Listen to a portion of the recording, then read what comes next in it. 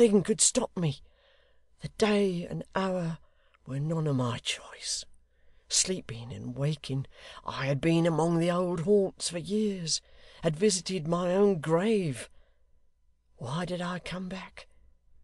Because this jail was gaping for me, and he stood beckoning at the door. 'You were not known,' said the blind man. 'I was a man who had been 22 years dead. No, I was not known.' 'You should have kept your secret better.' 'My secret? Mine? It was a secret any breath of air could whisper at its will. The stars had it in their twinkling, the water in its flowing, the leaves in their rustling, the seasons in their return. It lurked in strangers' faces and their voices. Everything had lips on which it always trembled. My secret!'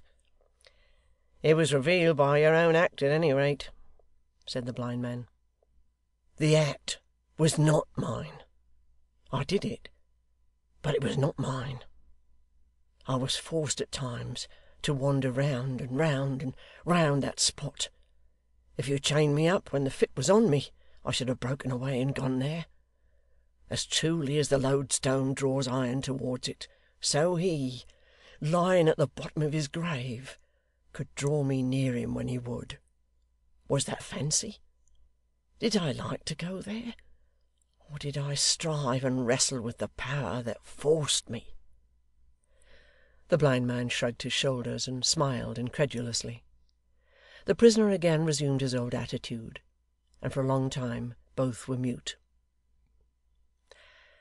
'I suppose then,' said his visitor at length, breaking silence, 'that you are penitent and resigned, that you desire to make peace with everybody, in particular with your wife who has brought you to this, and that you ask no greater favour than to be carried to Tyburn as soon as possible. That being the case, I had better take my leave. I am not good enough to be company for you.' 'Have I not told you,' said the other fiercely, 'that I have striven and wrestled with the power that brought me here? Has my whole life, for 28 years, been one perpetual struggle and resistance? And do you think I want to lie down and die? Do all men shrink from death? I most of all.' 'That's better said. That's better spoken, Rudge. But I'll not call you that again, than anything you have said yet,' returned the blind man, speaking more familiarly, and laying his hands upon his arm. 'Look'ee, I never killed a man myself, for I had never been placed in a position that made it worth my while. Farther, I am not an advocate for killing men. I don't think I should recommend it or like it, for it's very hazardous under any circumstances. But, as you had the misfortune to get into this trouble before I made your acquaintance, and as you have been my companion, and have been of use to me for a long time now, I overlook that part of the matter, and am only anxious that you shouldn't die unnecessarily. Now, I do not consider that, at present, it is at all necessary.' 'What is left to me,' returned the prisoner, 'to eat my way through these walls with my teeth?' 'Something easier than that,' returned his friend. 'Promise me that you will talk no more of these fancies of yours, idle, foolish things quite beneath a man, and I'll tell you what I mean.' 'Tell me,' said the other. 'Your worthy lady with the tender conscience, your scrupulous, virtuous, punctilious, but not blindly affectionate wife,' 'What of her?' 'Is now in London. A curse upon her, be she where she may.' 'That's natural enough. If she had taken her annuity as usual, you would not have been here, and we should have been better off. But that's apart from the business. She's in London. Scared, as I suppose, and have no doubt, by my representation when I waited upon her, that you were close at hand, which I, of course, urged only as an inducement to compliance, knowing that she was not pining to see you. She left that place, and travelled up to London.'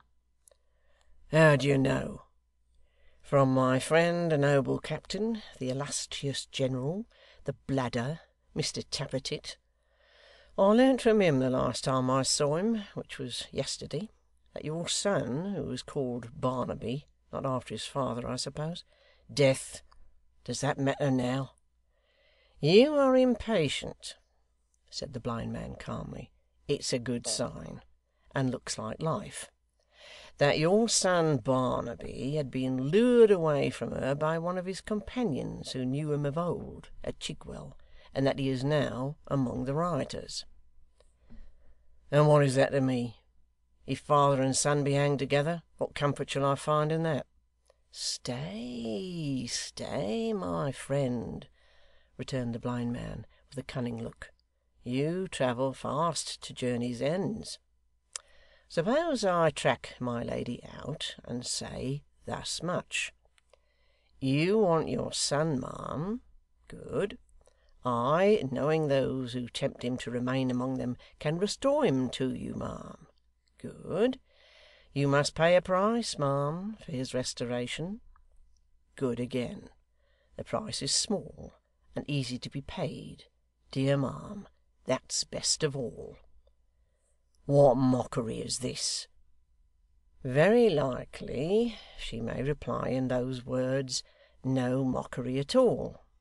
I answer, Madam, a person said to be your husband, identity is difficult of proof after the lapse of many years, is in prison, his life in peril, the charge against him murder. Now, ma'am, your husband has been dead a long, long time. The gentleman never can be confounded with him. If you will have the goodness to say a few words on oath as to when he died and how, and that this person, who I am told resembles him in some degree, is no more he than I am. Such testimony will set the question quite at rest. Pledge yourself to me to give it, ma'am, and I will undertake to keep your son, a fine lad, out of harm's way until you have done this trifling service, when he shall be delivered up to you safe and sound.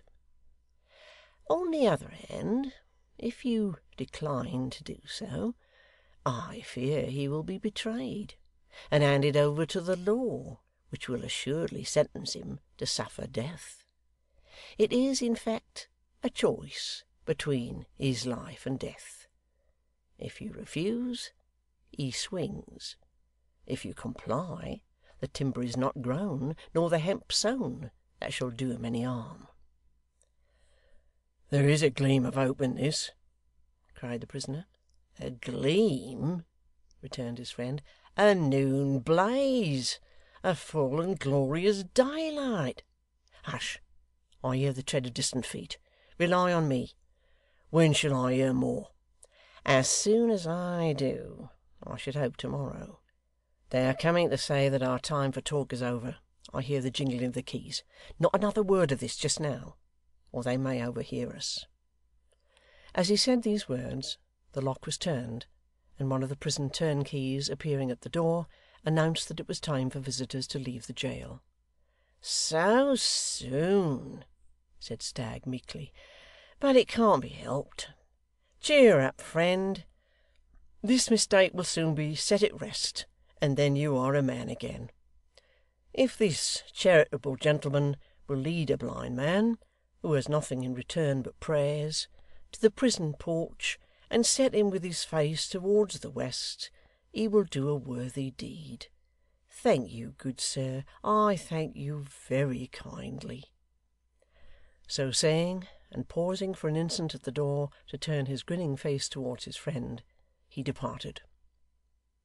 When the officer had seen him to the porch, he returned, and again unlocking and unbarring the door of the cell, set it wide open, informing its inmate that he was at liberty to walk in the adjacent yard, if he thought proper, for an hour.